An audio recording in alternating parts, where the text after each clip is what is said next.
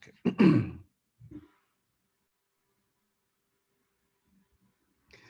Bonjour, bonjour. Je vais faire semblant d'être un journaliste à la télévision. Je suis très content aujourd'hui d'inviter parmi nous, à très longue distance, mes deux collègues, Fiorenza et Sandro. Nous avons eu l'idée de faire un petit retour sur le livre qui a été publié au sujet du COVID-19. Tout au début de cette pandémie qui n'est pas encore terminée. Et donc, j'ai parlé de cette idée à Sandro et Fiorenza, qui sont deux des quatre co-éditeurs du livre. Et on s'est dit, pourquoi pas faire une petite conversation en Zoom, parce que c'est ça qu'on fait tous les jours de toute façon, et parler non seulement de la pandémie et son évolution, mais aussi de ce très beau livre qui est disponible maintenant en accès libre, qui s'appelle donc COVID-19, le regard des sciences sociales. Donc, avant je vais faire le geste typiquement Zoom en allant cherchant le partage d'écran. Donc, en principe, sur notre écran, vous voyez un peu le livre lui-même. COVID-19, le regard des sciences sociales. Les éditeurs se nomment Fiorenza Gamba, Marco Nardone, Tony Ricciardi et Sandro Catachin. Les sciences sociales analysent les défis que pose le COVID-19 en les insérant dans les dynamiques de nos sociétés avec le recul qui les caractérise.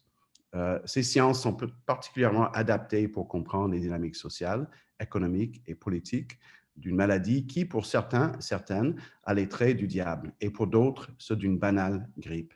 Ce livre décrypte comment les individus, les organisations et les communautés font face, souffrent et réagissent au COVID-19. C'est mentionné aussi qu'il y a presque une trentaine de chercheurs qui ont participé au livre. C'est vraiment un travail monumental. Donc, avant de commencer, j'aimerais juste vous présenter mes deux collègues. Fiorenza Gamba, qui est nommé comme le premier éditeur du livre. Fiorenza est professeure de sociologie des pratiques culturelles et de la communication à l'Université de Sassari et chercheuse à l'Institut de recherche sociologique de l'Université de Genève. Merci d'être avec nous, Fiorenza. Merci à toi. Sandro, merci. Sandro Catachin est professeur de sociologie à l'Université de Genève, spécialisé dans les domaines de la santé, de la migration et de la ville. Donc, avant de commencer, j'aimerais juste savoir c'est quoi vos plats préférés? Moi, ça dépend un peu des saisons, mais j'aime beaucoup les gnocchi, comme on les prépare dans la région de Colle Euganei, c'est-à-dire avec de la cannelle, mais aussi avec du salé ensemble. Donc, c'est assez spécial et c'est mon plat préféré. OK, je salive et j'ai la nostalgie. Fiorenza. Mais moi aussi, moi j'ai une longue liste des plats préférés, mais j'aime aussi les gnocchi, mais à la façon piémontaise, c'est pas avec la cannelle, mais avec du fromage et spécialement du Castelmagno. C'est l'un des meilleurs fromages au monde. OK, je ne suis pas surpris que vous avez choisi deux plats différents parce que vous n'êtes souvent pas d'accord l'un avec l'autre. Je regrette beaucoup la pandémie, surtout parce que nous trois, nous avions un programme de se revoir justement en Italie pour manger du gnocchi et puis pour parler d'un projet de livre commun à nous trois sur les rituels de l'inclusion dans les villes.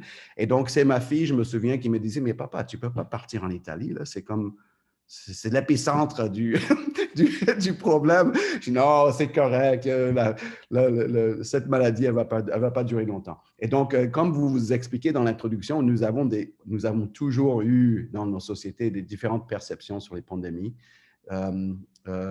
Cette entrevue très informelle avec vous, moi, je tenais à le faire parce qu'on a manqué notre rendez-vous en personne. Donc, merci d'être avec nous à partir de Genève, si je ne me trompe pas. Oui, comme on peut voir derrière nous. Oui, c'est ça. Donc, avant de commencer, j'aimerais juste rappeler quelques éléments qui m'ont beaucoup interpellé dans la préface du livre. Premièrement, c'est cette idée que le livre est une surprise. À un moment donné, dans la préface, vous dites « ce livre est une surprise ». Cette phrase m'a beaucoup marqué parce que, bon, la pandémie, c'était une surprise aussi, une mauvaise surprise, mais le livre est surprenant parce que non seulement par le nombre de personnes qui ont participé, de plusieurs, je dirais, horizons des sciences sociales, mais aussi la rapidité et la pertinence du contenu du livre. Donc, on couvre un grand éventail de sujets du point de vue des sciences sociales. Deuxième, ce que je remarque, et vous mentionnez ça tout au début du livre, j'aimerais justement, peut-être si vous me permettez, juste lire les premières lignes parce que c'est très touchant. C'est quand vous parlez du fait que le livre lui-même, il a été une sorte de réaction à l'impuissance que beaucoup de personnes avaient sentie au début de la pandémie. Donc, ce livre résulte d'un sentiment d'impuissance intellectuelle devant l'enfermement, devant la mort. Sa réalisation dans la hâte est une sorte de rite de passage qui signale notre envie de reprendre le travail de chercheurs et de chercheuses en sciences sociales et humaines, tout en réactivant la mission fondamentale de nos disciplines, produire de l'orientation.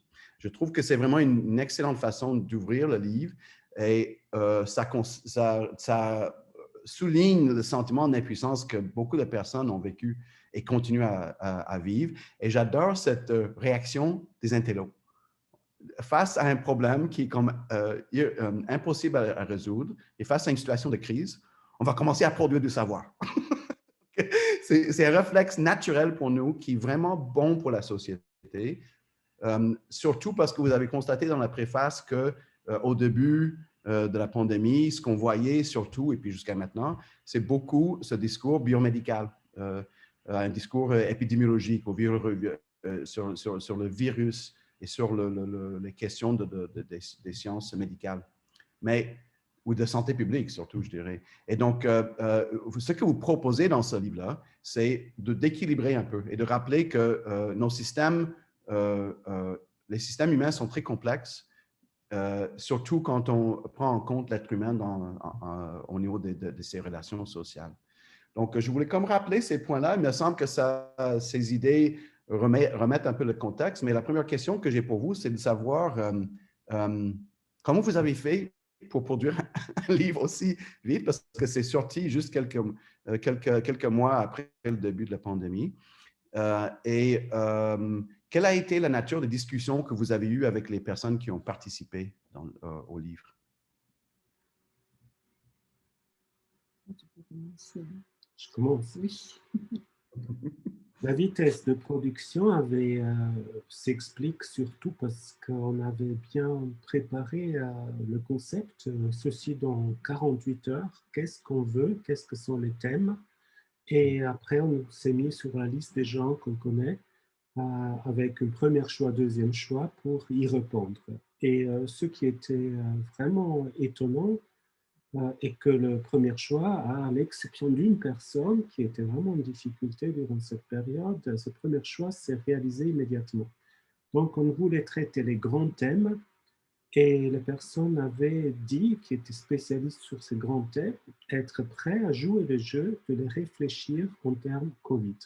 Typiquement, l'équipe de sociologie de la famille, qui est une des équipes les plus merveilleuses que nous avons à Genève, autour d'Eric Wittmer, ont répondu immédiatement avec même un effort empirique pour le livre lui-même et sont mis à travailler sur ce thème.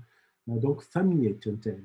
On demande aux spécialistes de la famille. Les enfants est un thème. On demande aux spécialistes de l'enfance, Daniel Stöcklin, lui aussi, déjà avec des chiffres empiriques, il était là, ils étaient en train de faire des enquêtes. Donc, tout le monde était quelque part dans l'envie de dire ce qu'ils pensaient de leur point de vue. Et pourquoi ils ont réagi si positivement? Moi, je pense que c'est vraiment le défi intellectuel de se dire qu'est-ce que ça signifie pour mon terrain, pour ma manière de lire la société, ce Covid. C'est très, très créatif. Et je pense que c'était ce jeu-là. Envie de faire quelque chose, envie de dire quelque chose, et un exercice de créativité qui a fait que ça s'est relativement vite en fait réalisé. Puis évidemment, la maison d'édition a joué aussi le jeu. Il faut le dire, ils ont mis de côté tous les projets pour se focaliser sur la production de ce livre. Et on est arrivé à le produire dans relativement peu de temps, donc de mars, il est sorti au début juin, donc un peu plus de 3 mois, et un mois plus tard en allemand, donc la même version traduite en allemand, dans cette maison d'édition. Donc un très très beau exercice dans l'ensemble de capacité aussi des sciences sociales de produire en vitesse, peut-être une leçon pour les sciences sociales, de doivent utiliser plus ces manières de publier aussi qu'en médecine, son quotidien, dans beaucoup de disciplines, son quotidien, c'est-à-dire aller vers des blocs, des textes, même un peu en construction, comme on le faisait dans les working papers, pour commencer à faire partie de débats et pas arriver quand le débat est déjà oublié en fait. Oui, c'est ça. Et Oui, Fiorenza, oui. ajouter, je pense que la chance du livre a été le fait que nous avons proposé l'idée dans les bons moments, dans les moments où tout le monde se sentait vraiment mal à l'aise parce que c'était vraiment une pandémie, une crise gérée par le pouvoir biomédicien. Alors, il a été vraiment suffisant de dire on peut faire quelque chose et tout le monde a dit oui. Là, donc, ça a été vraiment, nous avons la chance et le courage aussi d'aller et dire on doit faire quelque chose, on doit s'exprimer, on existe comme sociologue, comme anthropologue, etc. Et là, ça a été la force pas seulement du livre, mais vraiment de toute la préparation et le travail ensemble qu'on a fait. Oui, donc c'est comme une sorte d'équipe qui a émergé presque de ce travail parce qu'il y a plusieurs chercheurs à plusieurs niveaux. Il y a aussi 2 autres co-éditeurs, si vous pouvez juste les mentionner brièvement.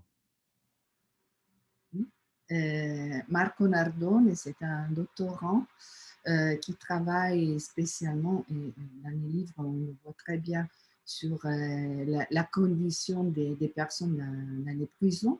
Donc, un aspect très intéressant de cette crise du Covid. Et ensuite, Oui, Tony Ricciardi est un chercheur qui est par contre spécialiste des questions de la migration, mais aussi en fait un contemporaniste. Donc, il travaille sur la période de 800 à 1950, comme ça. Et du coup, évidemment, très facile à mobiliser pour faire cette comparaison avec la grippe espagnole, qui est dans le premier essai du livre. Ensuite aussi sur une réflexion concernant les frontières. Donc c'est le seul qui a 2 essais dedans à lui. Et on pensait que l'histoire peut bien commencer le cadrage de ce type de réflexion. Et donc du coup, les 2 auteurs. Alors on est tous dans la même équipe, donc on travaille tous sur différents projets ensemble. Et ça a facilité au début, en tout cas le démarrage. À la fin, c'était quand même assez dur parce qu'on devait tenir le coup, on devait arriver au fond et je pense qu'il y a un certain nombre de tensions qui font partie aussi de ce type d'exercice qui était productif parce qu'on devait lutter aussi contre soi-même à un certain moment pour arriver jusqu'au fond.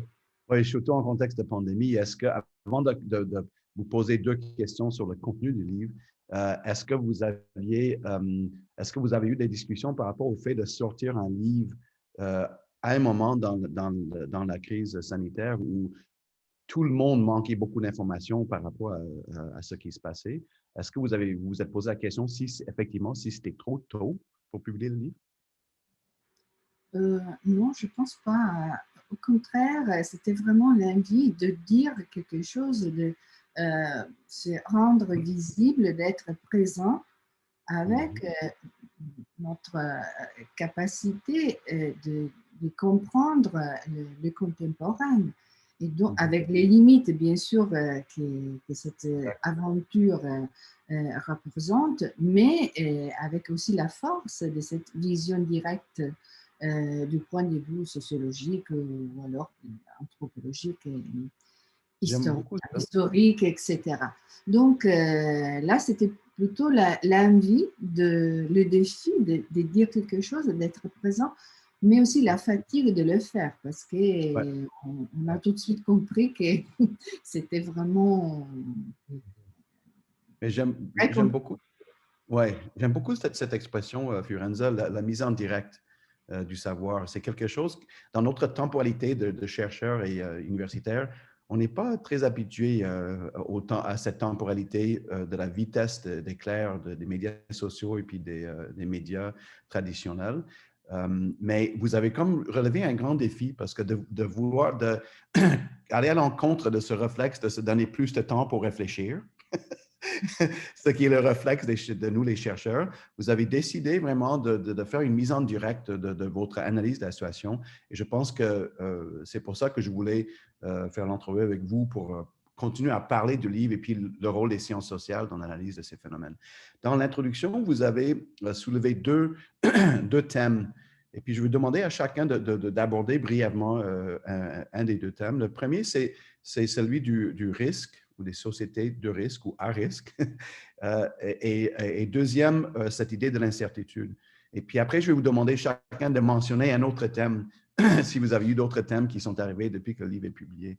Donc, Sandro, par rapport au risque, comment vous expliquez ça dans l'intro du livre? La société des risques était lancée de manière d'analyser par Ulrich Beck et Charles Perrow, pour citer deux des plus importants auteurs, dans une idée de se dire que nous n'avons plus la possibilité aujourd'hui de gérer par l'État-nation, par les positions de classe, qui se trouve dans le bien, qui se trouve dans le mal, qui est victime et qui, en fait, est perpétreur d'un problème. Donc aussi la reconnaissance d'où vient ce risque est pas donnée. Alors tous ces thèmes, on les a eus dans le cas du Covid, évidemment, nouveau. D'abord, les États-nations qui veulent se fermer quand on sait que ce virus, il n'a pas de passeport. De qui est le virus, la culpabilité, le virus chinois, le virus espagnol? On se rappelle de cette nécessité quelque part de trouver les coupables quand à l'évidence, il y a non plus de coupable dans ce cas-là.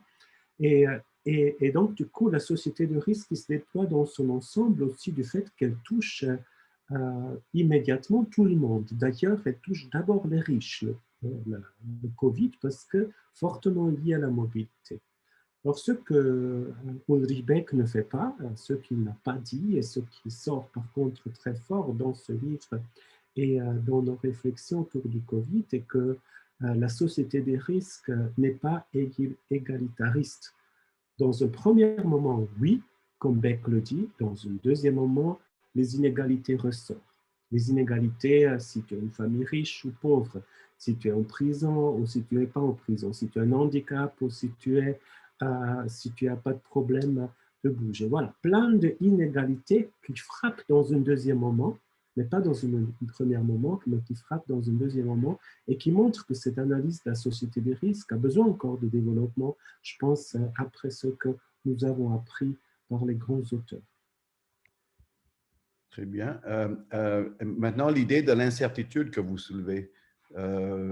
Incertitude juste à l'échelle de l'individu ou Fiorenza, à quel niveau l'incertitude? Bah, c'est un niveau de l'individu, bien sûr, mais aussi dans un niveau plus général qui comprend toute la société. Nous sommes déjà habitués à considérer l'individu en société comme un individu dans un contexte d'incertitude. Là, Baum nous a habitués à travailler avec des concepts. Mais dans le cas de la pandémie, cette incertitude qui a été bien sûr amplifiée parce qu'au début, et maintenant aussi encore, mais au début surtout, c'était vraiment, on ne connaissait rien par rapport à la diffusion du virus, bien sûr, mais surtout par rapport aux mesures vraiment efficaces pour le combattre. Alors, cette condition d'incertitude qui est bien émergée nous a permis aussi, nous a obligés, on pourrait dire, de faire face à l'incertitude. Dans quelle manière? Des différentes manières. Je dirais d'un côté, l'incertitude a été gérée par les institutions, donc qui ont décidé des mesures à imposer aux citoyens, mais aussi l'individu a dû, de quelque manière, comme d'habitude désormais dans les sociétés modernes, à rapporter par rapport à la condition actuelle. Et cela a mis aussi en valeur le degré de liberté et de démocratie des différents pays. Ça peut sembler un petit peu bizarre, mais c'est justement dans l'ouverture de l'incertitude qu'on a vu que certains pays ont décidé de, comment dire, garantir la liberté, la prise des connaissances et des positions de l'individu, et d'autres, au contraire, ont choisi, comment dire, d'effacer le plus possible l'incertitude, mais avec des impositions très fortes, ce qui a donné aussi origine à des contestations qui, encore aujourd'hui, sont très évidentes. Oui, tout à fait.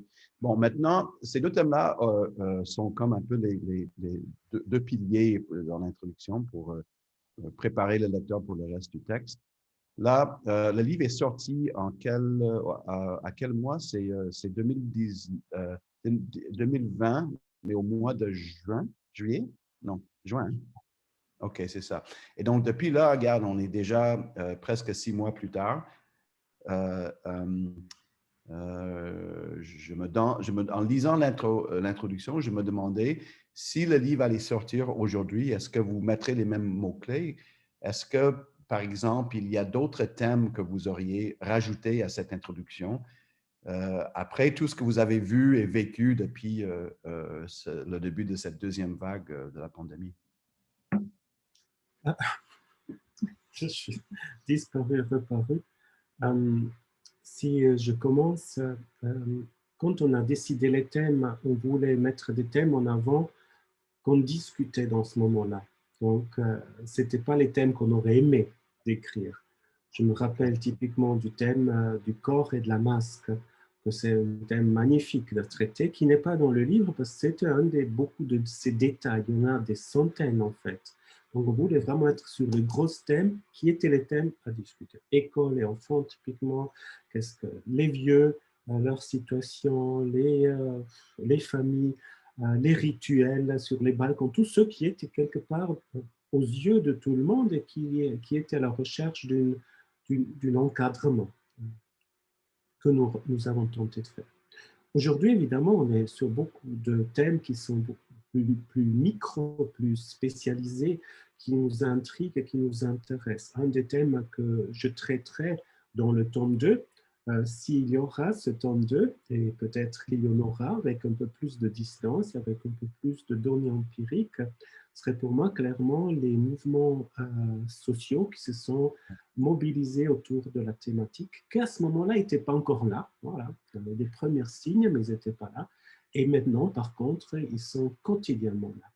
Et ils sont là dans une manière très hétéroclite et encore à lire quelque part dans ces différents âmes. Alors ça serait pour moi le thème à mettre dans le livre à Covid-19 et les mouvements sociaux. Est-ce que c'est des nouvelles formes? Je ne pense pas. Mais est-ce qu'ils ont des caractéristiques qui montrent un changement de faire politique demain? Pour ce thème, j'aimerais bien investir un peu de temps. C'est ça. Fiorenza, si tu avais un autre thème à rajouter. Oui, bien sûr, Sandro a fait référence à la thématique du corps et pour moi, c'était très important de remarquer presque partout les effets vraiment très, très négatifs du manque des contacts, comment dire, des proximités à l'autre, que c'est quelque chose qui a procuré beaucoup de souffrances, surtout dans certains contextes. Je pense par exemple aux EHPAD où les personnes âgées ont été empêchées d'avoir des contacts avec les proches sans pouvoir vraiment très bien comprendre pourquoi. Et donc, toute la dimension du contact, de l'importance du contact, on ne peut pas vivre sans avoir le contact physique avec l'autre. Là, c'est un aspect que j'aimerais bien aborder, approfondir, aussi bien que la dimension symbolique du port du masque, pas médicale, c'est pas la question médicale, c'est pas une question que c'est pas bien de la mettre, mais ce que ça implique du point de vue des relations avec les autres, parce que c'est pas évident que c'est quelque chose qu'on porte comme n'importe quoi. Et donc, oui, j'ajouterais ça. Intéressant. Donc, avant de terminer, est-ce qu'on pourrait juste faire un tour vite un peu des différentes sections du livre pour les gens qui pourraient s'y intéresser? Je vais aller sur mon partage d'écran pour voir un peu les sections du livre. Ici, on a l'intro, les pages d'introduction. On est tous contents que c'est un livre qui est disponible en accès libre. Et voilà, donc première partie, c'est divisé donc en plusieurs parties. La première partie, c'est sur les dynamiques de société. Je vous laisse peut-être expliquer les sections. C'est vraiment les grandes dynamiques de société. Qu'est-ce que ça a lieu en termes de pandémie, point de vue historique? Quelle est la logique dans la communication? Là, c'était un des premiers essais, donc aujourd'hui, on sait beaucoup plus. Très importante, comment les organisations se adaptent. L'article de Mathilde Bourrier, le mode dégradé, en fait, d'une organisation. Et clairement, Jean-Michel Bonvin, notre sociologue de l'économie, qui réfléchit en fait sur les dynamiques productives à l'épreuve du virus. Dans la partie suivante, la thématique, c'était l'appartenance, au mieux, les appartenances. Donc là, on a parlé des rituels et toute la complexité qu'ils ont développée par rapport à cette manière presque nécessaire de faire face au confinement. Et aussi une étude sur l'essence des termes, des concepts, distance sociale, que ça semble un petit peu un paradoxe parce que la distance n'est pas sociale, c'était bien le contraire. C'est une thématique qui a abordé Bernard Barbieux, un géographe, et en plus tous les contextes qui ont de quelque manière bouleversé les relations comme on était habitué à les concevoir, la famille, les voisins, les habitants d'autres quartiers et de la ville. Et le chapitre sur les vulnérabilités, il prend ces gros groupes qui étaient un peu les victimes, qui ont le plus souffert de cette situation de confinement et du virus et de mort, en fait. Alors là aussi, important peut-être la question du groupe autour de Michel Auris sur la place des personnes âgées dans la société. D'abord, on les aimait, on faisait tous pour les sauvegarder. Ensuite, voilà, ils sont devenus un problème parce qu'ils bloquaient le développement, le retour au quotidien. Et donc, ces types de contradictions qui sont traitées aussi dans cette partie sur la vulnérabilité. Et dans la partie 2, le thème, c'était vraiment plus général, plus transversal aussi, c'était gérer la santé. Donc, toutes les questions ouvertes sur qu'est-ce qu'on doit faire quand une pandémie de cette proportion tombe sur le monde et comment on peut faire pour la maîtriser et dans la meilleure manière. Et ça a été le travail en particulier de Claudine, notre collègue qui s'occupe vraiment de santé, et d'autres collègues sur la thématique de la santé. Excellent. Et puis, voilà, dans la conclusion, vous parlez aussi de cette idée de voir les sciences sociales comme une science active, et sans dire activiste, mais active dans la société, qui pourrait servir aussi des séances de l'orientation. J'aime beaucoup cette idée que vous proposez dans la conclusion. Alors, notre temps, on n'a plus de temps, on a déjà trop parlé, mais c'est trop intéressant d'échanger avec vous sur ce sujet-là. Ce que nous allons comme terminer cet enregistrement et puis le rendre disponible aux personnes qui consultent nos sites web et puis notre chaîne YouTube. Moi, je souhaite qu'il y ait une deuxième version, un deuxième tome. parce que le regard que vous posez, non seulement sur la pandémie, mais aussi sur le rôle des sciences sociales dans les sociétés contemporaines, pour moi, c'est vraiment original et il faut féliciter tout ce travail que vous avez fait avec tous ces chercheurs impliqués et en réaction à une situation qui nous concerne à tout le monde. Merci d'être avec moi, avec nous. J'espère que vous allez nous tenir au courant s'il y a un deuxième projet. Là. Il y en aura. Très bien, merci beaucoup. À bientôt. À bientôt. À bientôt.